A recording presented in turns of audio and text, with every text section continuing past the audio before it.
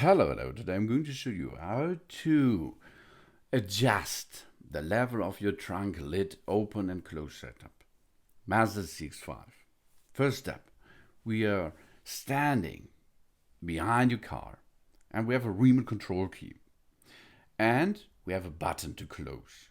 Here you can see it goes up automatically, and there is another button on the bottom cover or under the trunk lid. And if you're pushing this button while the trunk lid is open or closed, it will stop automatically, and this on this level.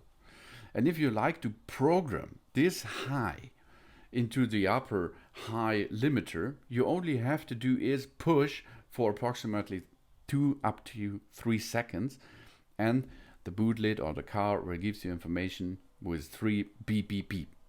Then you can see if we are reopen the trunk lid, it will stop on the level we had programmed a couple of seconds before.